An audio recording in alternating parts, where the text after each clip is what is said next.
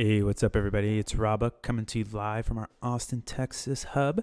As you can see, it's a little chilly here in Austin. I have about 50 degrees, so my Canadian brethren will definitely make fun of me, but I'm a desert person. I'm tropical. All right, with that being out of the way, we have a fun one for you today. So in this tweet here, I love Taylor, really wicked smart guy, blue flame thinker, just on top of it. And I think this tweet's fantastic, and it actually inspired a lot of nuance in tweets.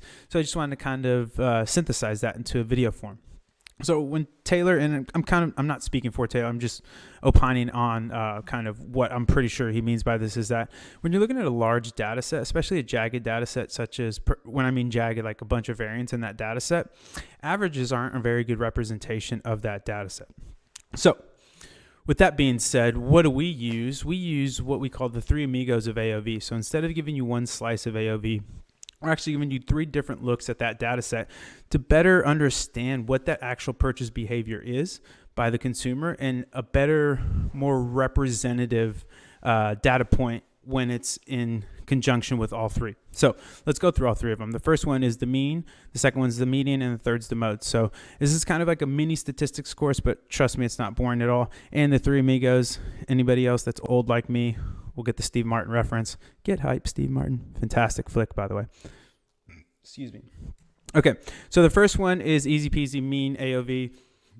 Just going to be the average of the data set. Like I said, to convert it, or to calculate it, is just total sales over total orders. Pretty easy peasy. This is pretty much what most people know as AOV. Again, not a horrible metric, but definitely want to look at different things. Again, another mental model might be you're at a crime scene and you want to interview as many witnesses as possible to figure out what happened, and just interviewing one witness, one that's actually incredibly skewed because all the outliers will move this data, will move the average.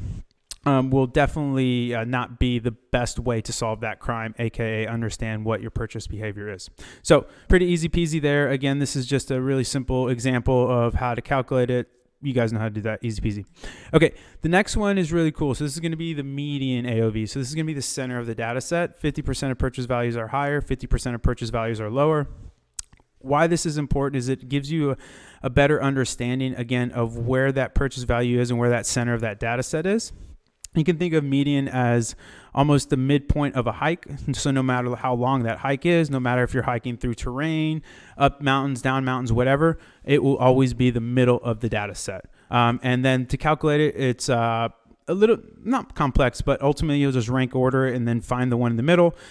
If it is an even set and you have 2 in the middle, you just sum the 2 in the middle and take that average. Pretty easy peasy.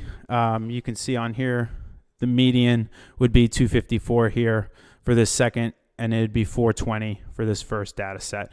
So again, pretty easy peasy to calculate. And again, you want to look at all 3 of these things. And so the last one that you want to look at is going to be the mode AOV. And so the mode AOV is really, really important because it's going to be the most frequent AOV. It's going to be, the most frequent value in that data set. And so here's just a little example. As you can see, here's the data set. And again, 420 is going to be the mode AOV there. Why mode AOV is so important is, let's actually jump into some examples. So here is a pretty decent distribution here. So you have your mean, your median, and mode. Everything looks great here. These are great economics. Again, another really solid data set. You have your median, your mode, your mean, really, really great economics. And then womp, womp, womp. Somebody tells you they have a $50 AOV. Okay, yeah, I can see that. But they have a basically $20 mode AOV.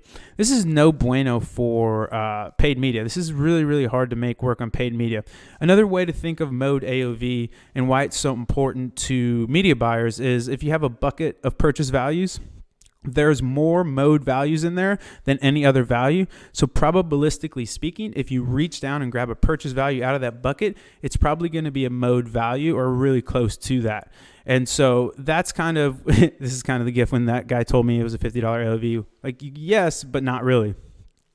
One last thing is actually really cool. So we have a really cool feature in Triple Whale where you can actually change the size of the distribution to get a little bigger understanding of where those values are. And so you can see like, oh, if I want to make it up like say a $10 or even $20 bucket, you can see, so a $10 bucket, it's going to be around $103 to $113. And then you can see these other distributions here.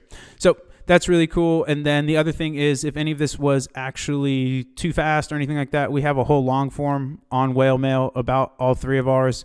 And then I would be remiss to not mention this guy Jaden Dummett did a really great thread basically going over exactly what we just talked about. So I can drop some links there as well. But ultimately, that's kind of the gist of it, where you're going to want to basically find all three of those AOVs, watch them, and understand what the median is, what the mean is, and what the mode is. And you should really use the mode most important to understand where that purchase value is. Another thing you can do as well is in Facebook custom columns for Facebook ads, you can add total purchase value over total purchases. So you can actually see what AOVs your ads are actually driving as well.